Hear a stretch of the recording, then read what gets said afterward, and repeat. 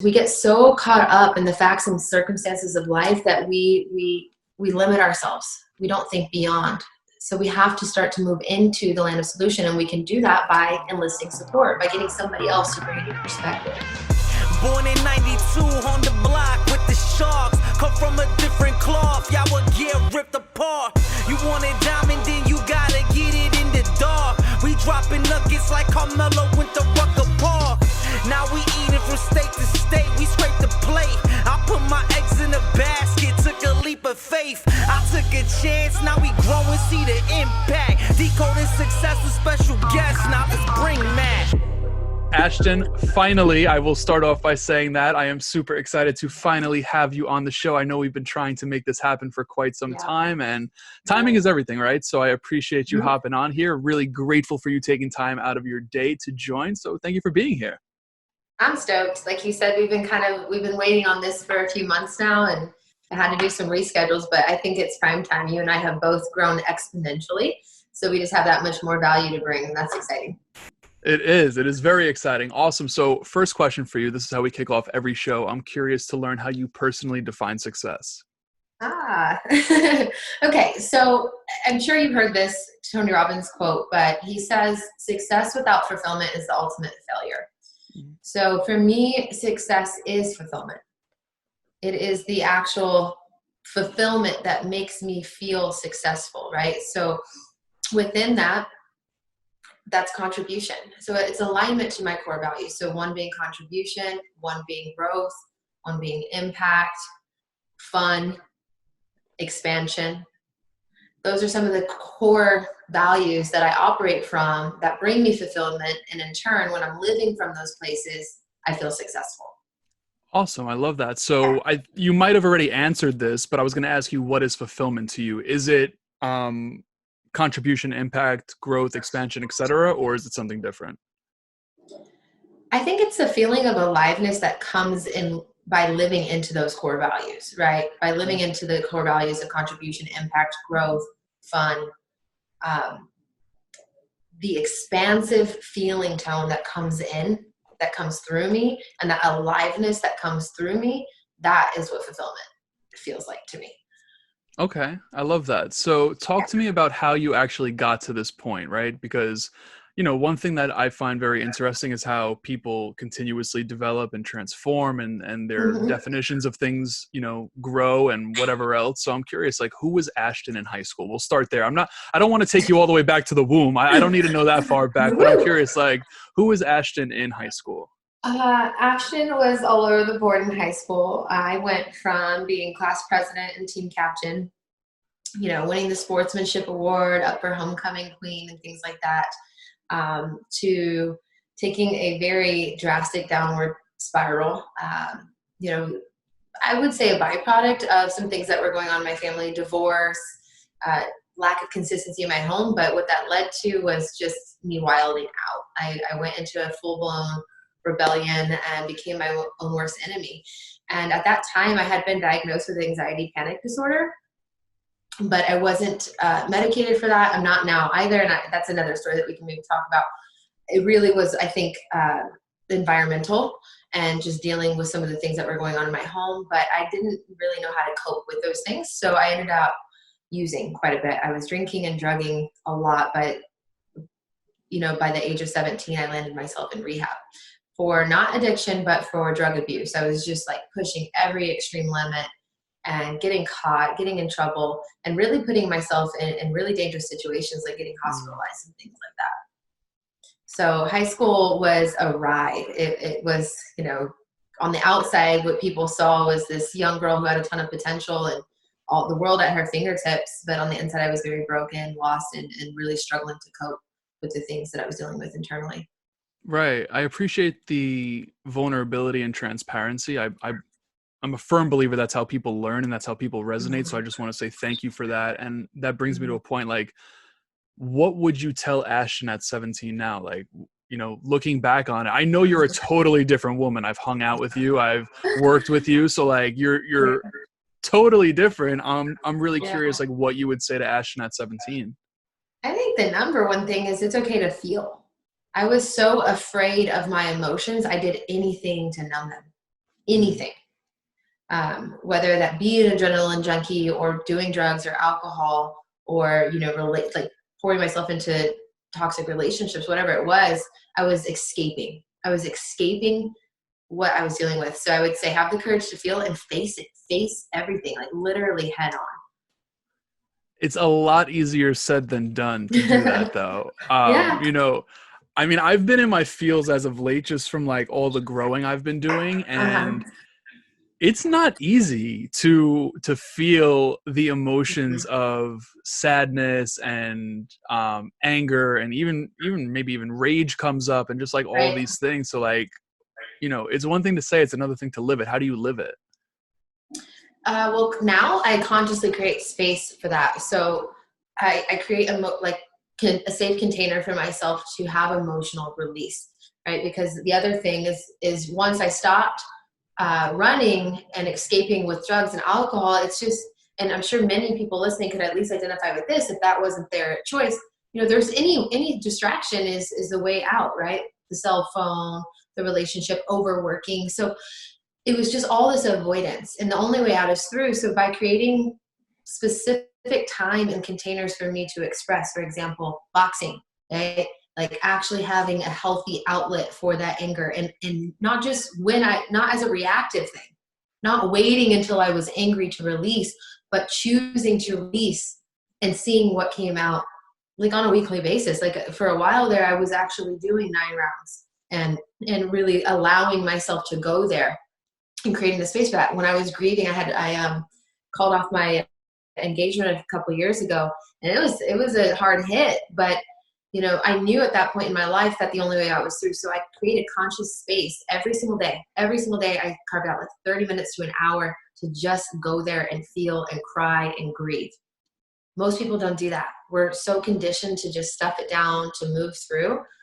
So it's really uncomfortable, but you don't die. It's like that little like Asian guy that's like, but did you die? No, you don't die. You don't. And then you feel so much freaking better. So when you realize that the benefit of that is feeling better, and you're not going to end up leaking out on other people. So I also realized what it was costing me to avoid, because I was spilling out, right? I was, people do it in all kinds of ways, irritability, lashing out at people, road rage, whatever. For me, anger was something that would bubble to the surface. And especially because I was working so hard on moving out of old patterns and being my best self, when I suppressed, it just was like a volcano. So I realized that it wasn't only in my best interest to feel and deal, but it was really in the highest good of everybody involved. Right. I love that. So first and foremost, you look jacked right now in like the best way possible. I wouldn't want to go 9 rounds with you. I will say that. But, I'm really curious, as a guy, I'm a guy's guy. I cried twice over like the course of the past 2 months, and it was awesome. And then yesterday, it's so funny we're talking about this, because yesterday I wanted to cry two other times. And I was, I guess, forcing it in a way. Like, I'm trying to understand how I could let this out. And obviously I hope, or I know that there's going to be people listening to this that want to let it out too. Maybe they won't say it publicly like I'm doing it now, but I'll give you 2 examples. One was, I was on my bike and I started thinking about my grandmother who passed away, and I'm about to do this psychic thing. That's a whole other story. But I had like my own like intuition that came over me and told me like, hey, Matt, when you go to this psychic, you're going to have a message from your grandmother. And that just came to me on a random bike ride. And what's crazy is I wanted to cry in that moment. Like, I felt the tears like right here, but they didn't come out.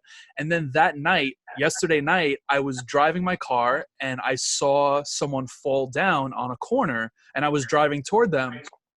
And as I got there, I pulled my car into the intersection. People are just looking at this poor old lady laying on the ground with her dog, and she just couldn't get up.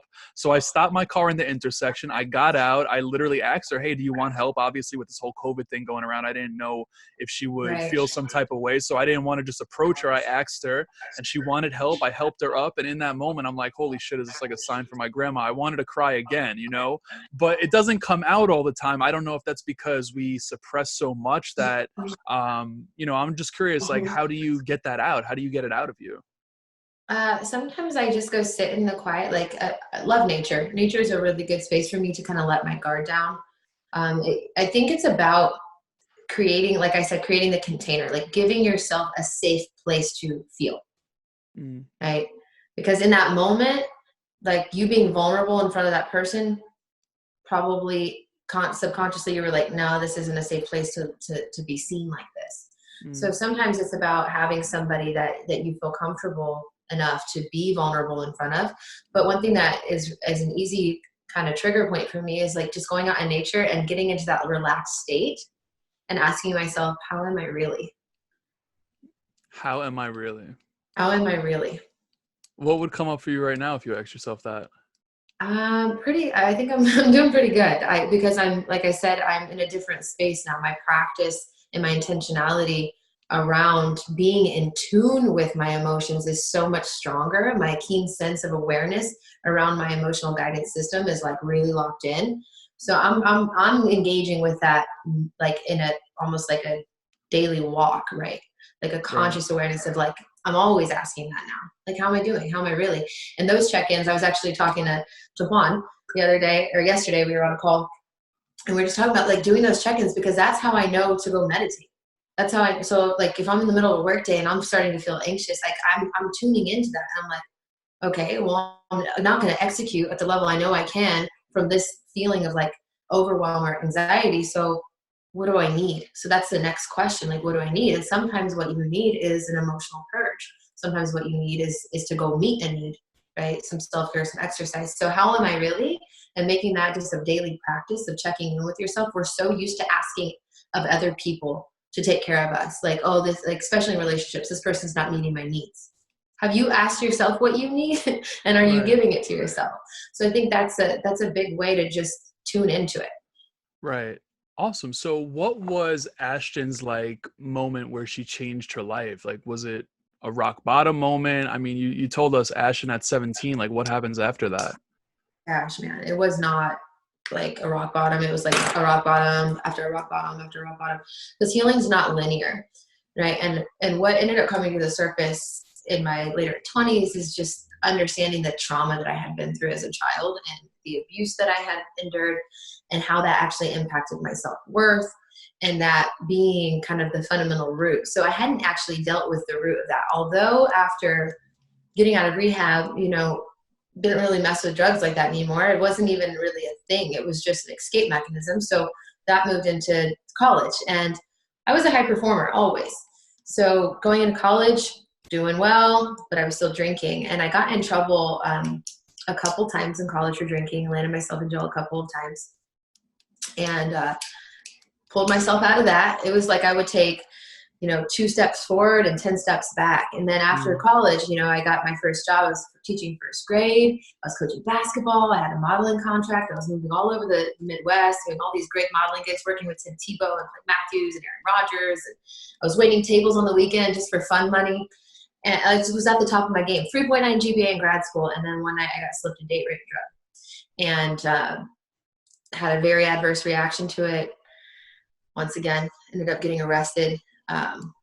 And waking up in jail with bruises all over my body, cuts all over my body, not knowing what happened. And at that point, my self-esteem went from here, that pride that I had of all the work that I had done to get where I was, just whoosh, and it dropped me right back down to those stories and those labels that had been put on me when I was a teen, that I was a mess up, and F up was really what it was, that I was never going to make it to college, to gear me towards vocational school, that I was going to end up one of 3 places: jails, institutions, or death. And my family at that point, not all of them, but a couple of key people in my life, really just not disowned me, but they'd lost their belief in me again.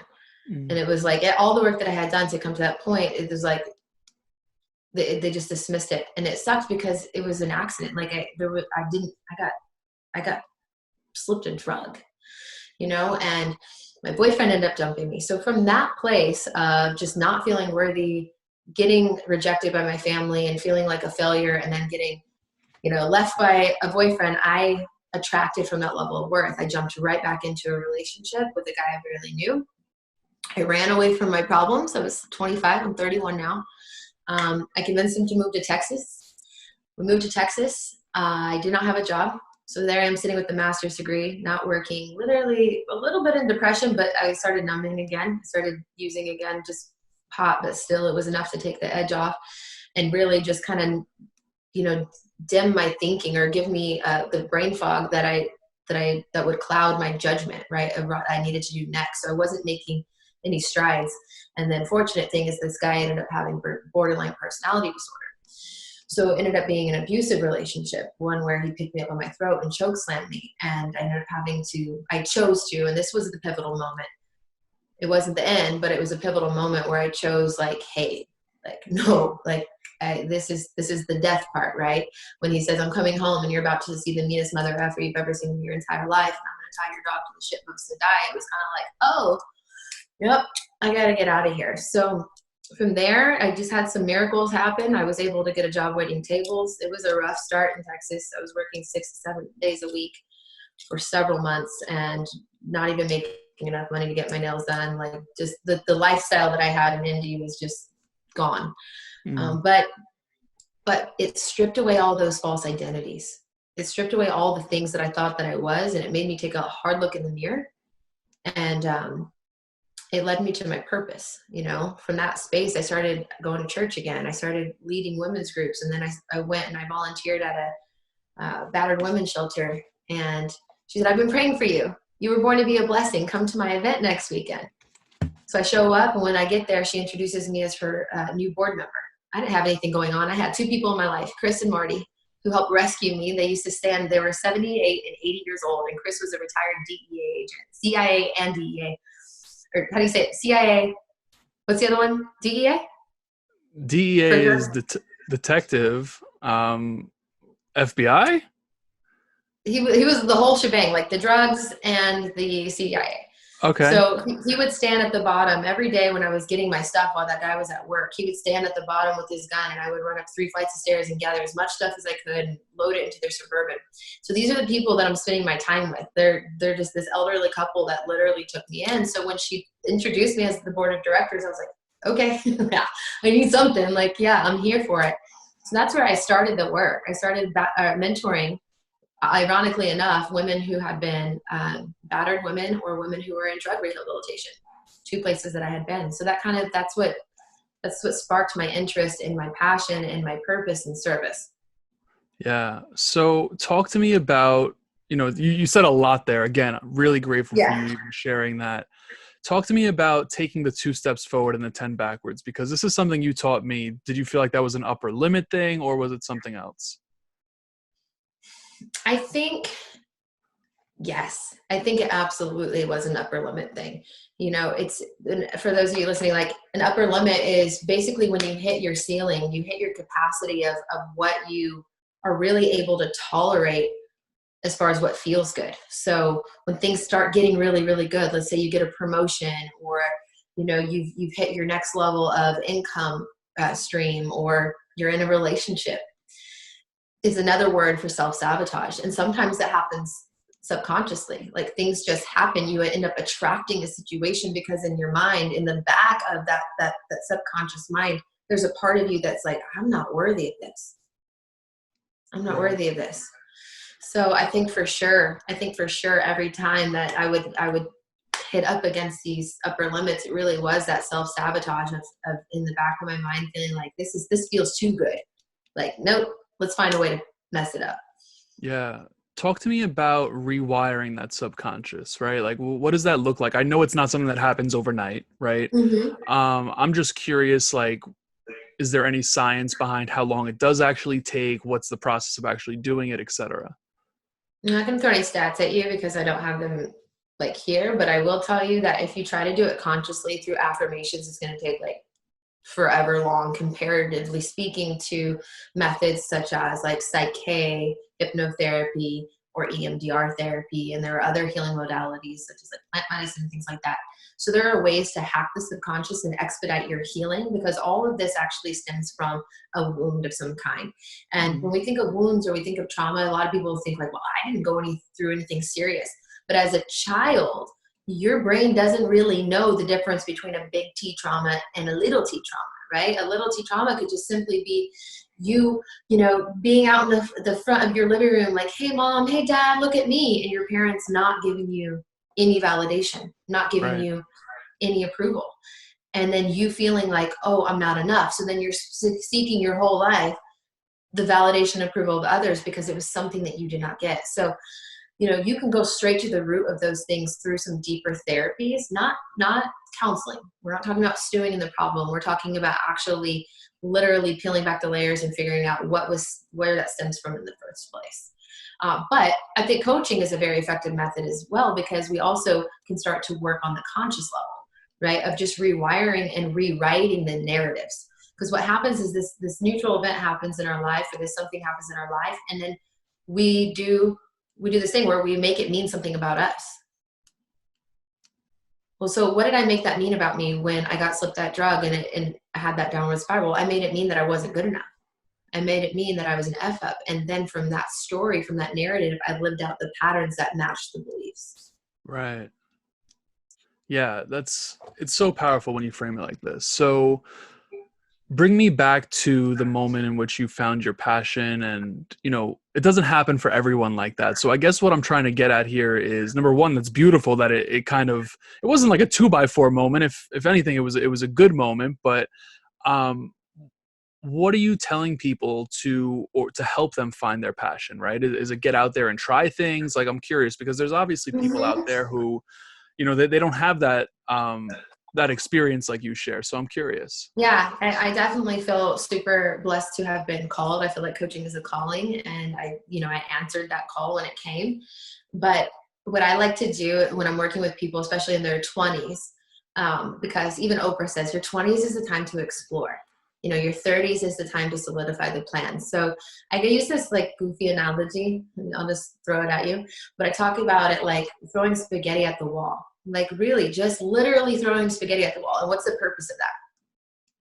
You're asking me? I Yeah. would never throw spaghetti at the wall, so I Seriously? don't know.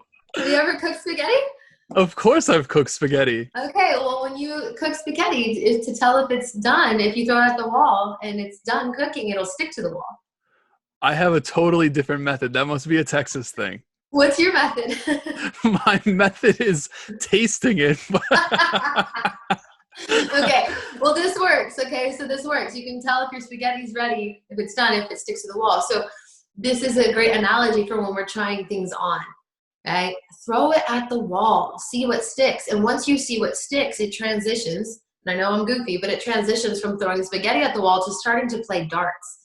And you really start to hone in and sharpen your craft, right? And you start to go in for the little zone that you know is your zone of genius.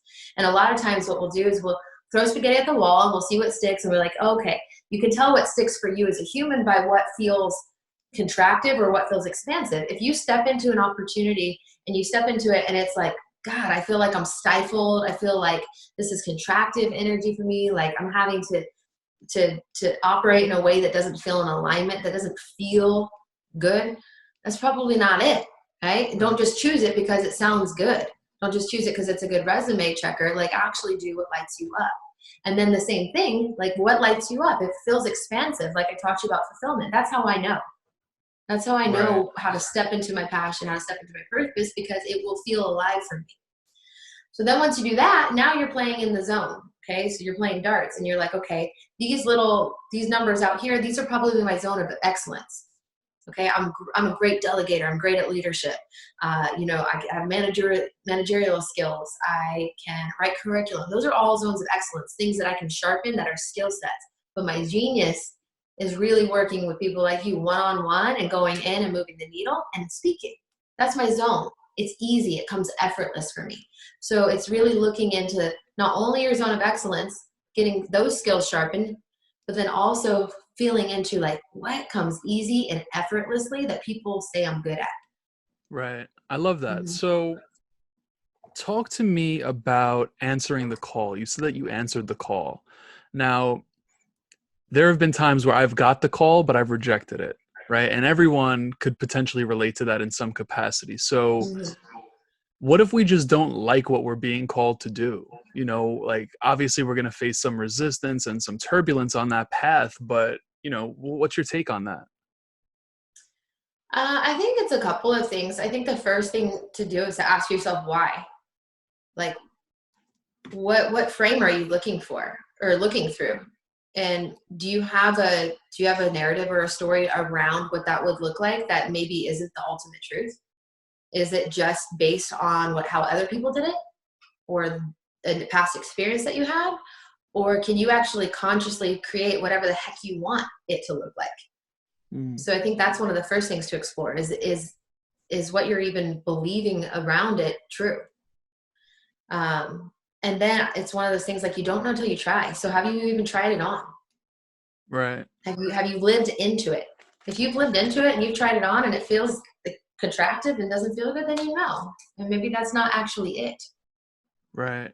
So one thing that also came to mind as you were talking before, especially when you said something along the lines of resume, like, you might take on an opportunity just because it looks pretty on the resume.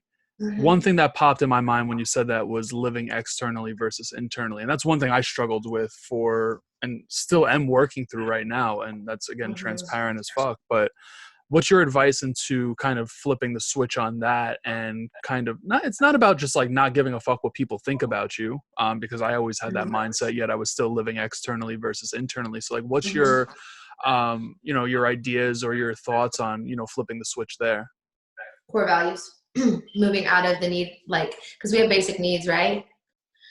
Well, one of our basic needs is significance. But if you value significance over contribution, like, you're effed, because seeking significance really is an endless game, right? So that's an external, but contribution is something that you get to give from the internal, and the well comes from here rather than from outside of yourself. So I think even just shifting, like, what's my purpose here? Why am I even doing this? And if it doesn't match up to, oh, I'm doing this to give back, or I'm doing this because it lights me up, if the answer that comes to mind is like, I'm doing this for validation, approval, acceptance, or significance, that's a good, like, you're off path.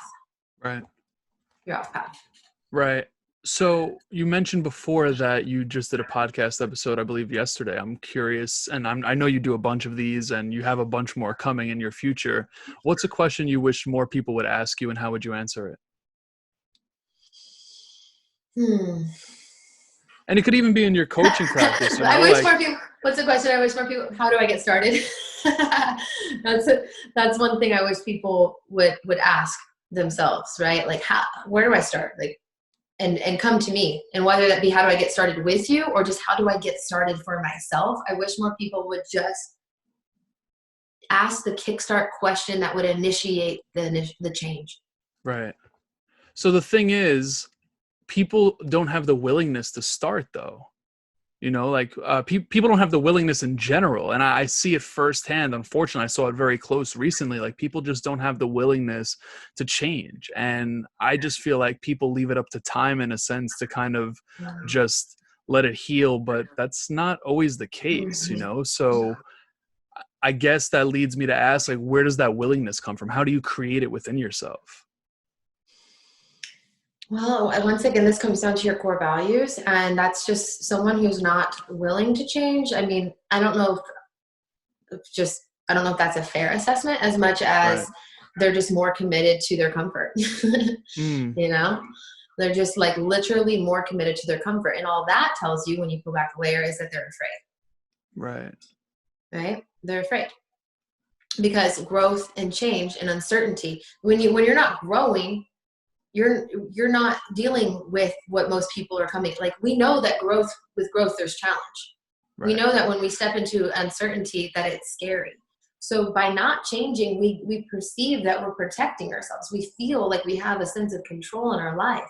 Oh, everything's good. I'm in my little bubble. But it's like that frog that you put in the water. You've probably heard this story about, you put a frog in the water, and you have that water boiling hot, you throw it in the water, it's going to hop right out, right? It's not going to stay. But if you just turn up that water 1 degree at a time, that frog is going to boil to death.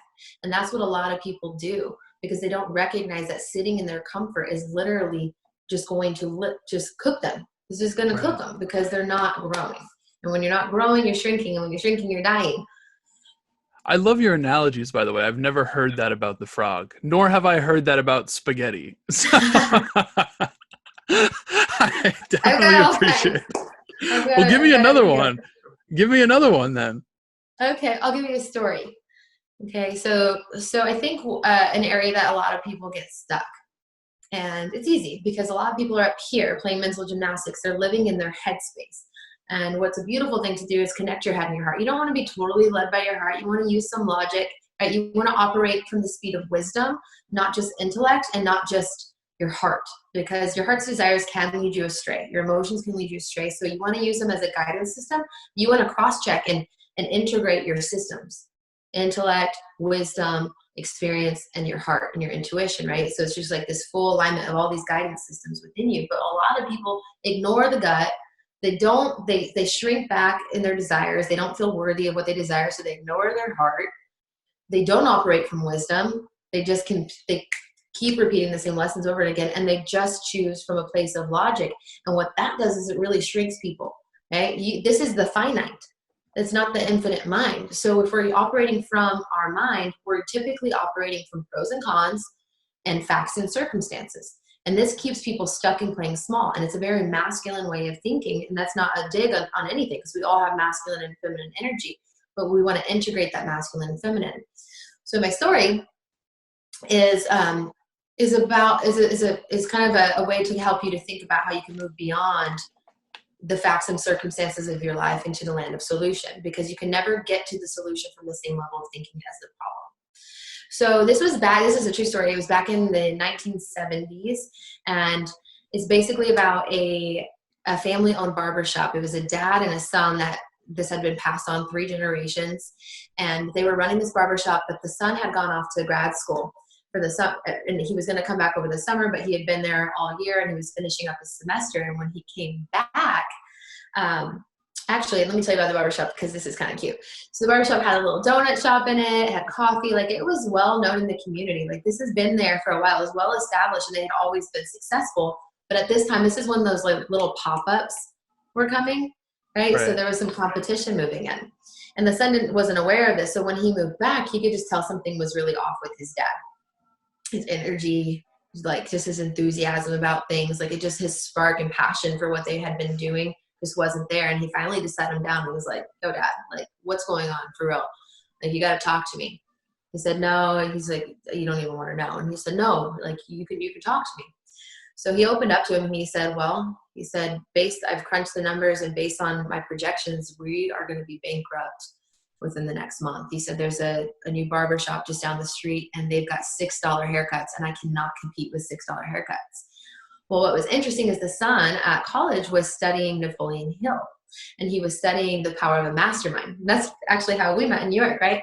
Was doing a mastermind group. And we both know that when you come together, right? When 2 come together, it even says in the Bible, when 2 come together, you tap in and tune into infinite intelligence. Like divine downloads can come through, a whole slew of ideas that you could never have come up with just on your own start to come into the space. So he's like, "Okay, I have an idea." He's like, "There is no problem out there without a solution. Fundamentally by law, there is a solution to every problem. So let's just sit down and let's crunch the numbers again. Let's just get a pen and paper, and no matter what, we're just going to brain dump. We're just going to go through as many solutions as possible." And I posted about this yesterday, but the dad was so committed. He was so committed to his limitations, man, and he was just arguing for those limitations. And as long as you argue for your limitations, you get to keep them. So the son would throw out one idea, and the dad was like, "No, I already tried that." Like the son would be like, "Let's advertise." And he's like, "I already did, and I've already lost money, and we're just going down, and we're sinking." Like just every solution the son had, the dad had something to throw back at him. He's like, "I can't compete with $6 haircuts. You know that. We can't even pay the bills with $6 haircuts." Right. So he said, "Just stick with me. Let's just try." And finally they came up with an idea. And the son went back to school after the summer. Dad was implementing. And one day he calls his dad, just check in. "Hey Dad, like how's it going? How's the plan going?" You wouldn't believe it, the dad said. He's like, we've doubled our profit margins. You know what they did? What'd they do? They put a sign outside of their barbershop that said, "We fix $6 haircuts." So there's always a solution. There's a solution to every problem, right? And we get so caught up in the facts and circumstances of life that we limit ourselves. We don't think beyond. So we have to start to move into the land of solution. And we can do that by enlisting support, by getting somebody else to bring a new perspective. Right. And by simply opening up our mind to the possibility that there is an answer. So tell me the other story, the fisherman story that you were just telling me about in our little break. So that story about the haircuts is really about recognizing that by enlisting support, right? And by opening up your mind to the solutions, that it's there. The support is always ready, available. There's always a way. There's a solution to every problem. So that's a fundamental belief about moving past circumstance. But this is a really good one. So just to kind of frame this, most people think about what's possible for their future based on their current circumstances. When I do vision casting with people, the number one question I ask is, what would you love? And it kind of stuns people. It stops them in their tracks because nobody ever asked them that before. They've never asked themselves that before. They think about, well, what does my bank account say is possible? What is my, what does my education say is possible? What does my experience say is possible? So most people limit their future based on where they're at. And that's not what vision casting is about. Vision casting is about thinking big. So the story, and I probably should have told you that after the story, so, so I don't know if it's necessary, but here's just a good analogy, I guess. So there were two guys, they were fishing. One is an elderly man, and this is just his lifestyle, right? He's out there fishing every single day. And then you have this young 20-something-year-old, probably around your age, just a millennial out there thinking like he's going to go out there and kill it, crush it with his new fishing pole. And he's watching this elderly guy just like reel in fish after fish after fish. And he is not catching jack. But he's also noticed something. He's like super bizarre. When he was like watching on his peripheral, he saw that every time he would catch a fish, the elderly man, when he catch a fish, he would take it and he had this broken off ruler and he would measure the fish against the broken off ruler. And every time the fish was bigger than the ruler, he would throw it back. Every single time, he'd throw it back. So then the kid is like, okay, I'm going to go ask him. First of all, I need to know how he's catching fish. Like, what bait's this guy using? And then he's like, and I also need to know what the heck he's doing. Like, is he not grateful for these fish? What the heck? So he goes and asks him, and the guy's like, you see this, honey? This ruler? This is the exact same size as my frying pan at home. I broke it off. So every fish I measure up against this ruler, and if it's too big, I throw it back. It's ridiculous, right? So the kid's looking at him like, that's crazy. Okay, so what's your bait at least? Just tell me your bait. I'm probably not going to follow that advice, but you're at least catching them. So he gets some worms, he goes back. And we kind of look at that and we're like, what? Like, why would anybody do that? Why would anybody take a big fish and throw it back because it doesn't fit their frying pan? But right. We do that all the time in our life. We do it with our opportunities. We do it with relationships. We do it with, so you bring in a hot girl. She seems amazing. She's got all the lists. And then you're like, oh, no, I'm not ready for that. Or, somebody comes and they say, hey, I think you'd be great for this opportunity. I'm not saying you specifically, but a lot of people will shrink back and they'll think, I'm not good enough. Like, I don't have any qualifications for that. Like, who am I to do something like that? Right? The big fish could also just be the calling, like you talked about. You get that nudge inside. That's a big, grandiose vision. Yeah. And you're like, nope, too big. Doesn't fit my current frying pan. This is crazy. Go ahead. So this is why this all comes back to the upper limit conversation we were having earlier. That's a self-sabotage. Throwing the fish back is self-sabotage. So in order to move beyond that, we have to be committed to expanding our capacity. You're damn right. The life that you have right now, the person that you are right now cannot hold, not even energetically, not even experience-wise, can hold the life that you're calling in. If you're dreaming big enough, you're not ready. If you were, you'd already be there. So this is all about consistently committing to expanding your capacity to receive and hold joy, love, prosperity, success, and abundance in your life as you inspire others to do the same. And what that really takes is courage. We think it takes confidence. No, confidence comes after courage. Confidence comes in the action of moving through the discomfort, of moving past your comfort zone. So as you move past the comfort zone, you stretch just a little bit more and the opportunity can leak in. You stretch just a little bit more and more opportunity can leak in, right? So it's not about shrinking your vision or shrinking the opportunity to your frying pan or your current circumstance. It's about stretching yourself beyond what you think is possible. Right. Getting a new fucking frying pan. That's the real answer. Yeah, exactly. Okay, cool. I have a few more questions for you. I know I want to respect your time. We've been running for about 45 minutes now. what is a question you wish more people would ask you? What do you feel like was a piece of advice that drastically changed your life? Something that was so monumental that, things just changed after that. And maybe it took some time. Give me Can you two. do two? Yeah. Okay. Yeah. So one is the CEO perspective, compassionate, empowered observer perspective. And what this showed me and taught me is that I'm not my thoughts, I'm not my feelings, I'm not my emotions, I'm not my actions, that I'm actually I have a higher self within me, and I can zoom out into a compassionate, empowered observer standpoint and recognize that if I see myself do something that I don't like, that doesn't align for me, rather than getting into my inner critic and beating myself up and feeling like shit, right? I can zoom out and hold compassion. Number one, compassion. Love is so important. Loving yourself is so compassion.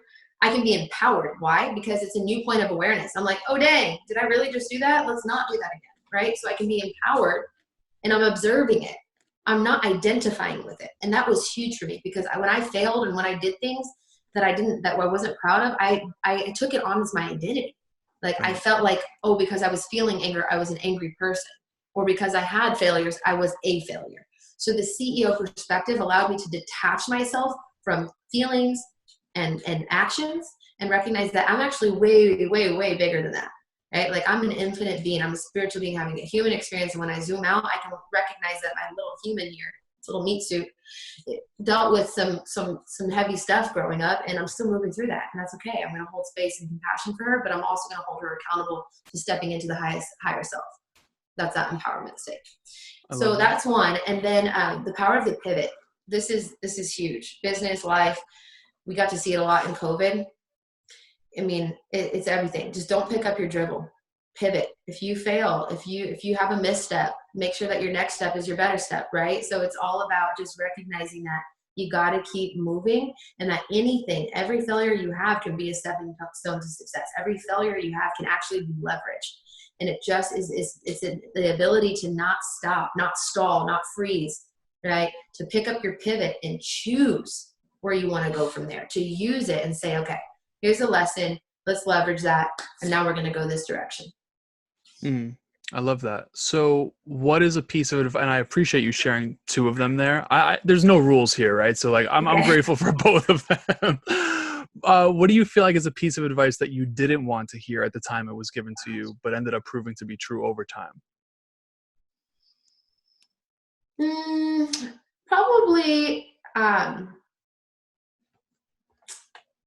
Probably, okay, two things again.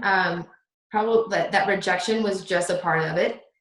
Like nobody wants to, like, it's just a part of life. Like you will be rejected. You're going to be rejected in sales. You're going to be rejected in business. You're going to be rejected in relationships. You're going to be rejected by family members. And, we think that, oh, it's them. Like, how could they be that way?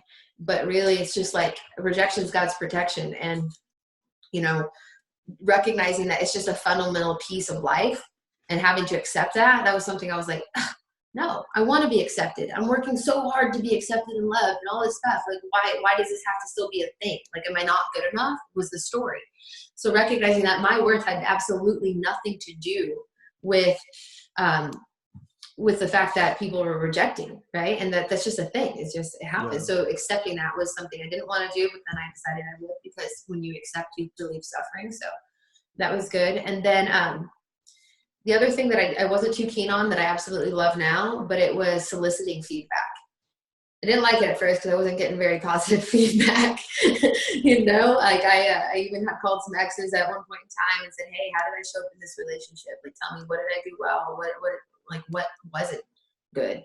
And, I heard some hard truths. I heard some hard truths from friends, from family, from previous partners. And it wasn't fun, but I grew from it. And now I'm like, give me it. Give me the feedback. It's gold. Like, I want to know. And I do check-ins with my partner. We do them sometimes daily, but weekly. Like, how am I doing? How am I doing? I want to know. I ask my clients, like, how am I doing? How can I serve you better? I ask people in my programs, like, give me feedback. Like, let me know if you see a gap, tell me. And that was something I was afraid of before, because once again, what was I making it mean about me? Well, if I have a flaw because I've got this mask of perfectionism on, Well, if somebody finds me out and they see me, that means I'm not good enough, or I'm not going to be accepted. I'm going to be rejected. So it's just moving past the ego and recognizing that none of this was about me anyway. So the feedback helps me to be a better service. Yeah, I love that. And I love the fact that you actually do that in your relationship. Like, I know we've ran for some time, so I'm not going to bring up relationships here. You're good. But we did have an awesome episode when you were in New York on relationships, which is golden. So that's very appreciated. But last question for you, and there is a rule to this one. You could only give one this time.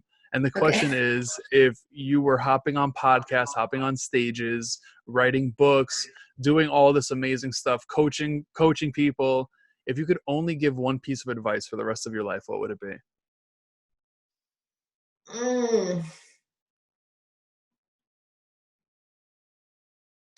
You got to know who you are in God's eyes, is what I would say. Know who you are in God's eyes. Yeah, and operate from that belief. What does that mean? That means that you're perfectly and wonderfully made. That means that that you've got grace on your side. That nothing you've done even matters up until this point. It's all just here for your evolution and your growth. The grace is already there. The forgiveness is already done. And you are loved unconditionally. That's who you are in God's eyes. You are loved.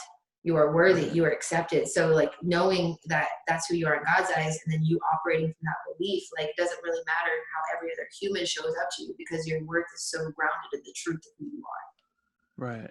I love that. I absolutely love it. I've loved this conversation with you. I could talk to you for another 3 days straight here. I'm going to make sure all of your social handles, websites, etc. is in the show notes of this episode. But tell me, what do you have going on that we might want to make people aware of? Well, it's closed now. So I guess my Confidence Catalyst program, but I'll be rerunning it again, probably next quarter. So be on the lookout for that. Ladies, Confidence Catalyst is a 5-week intensive.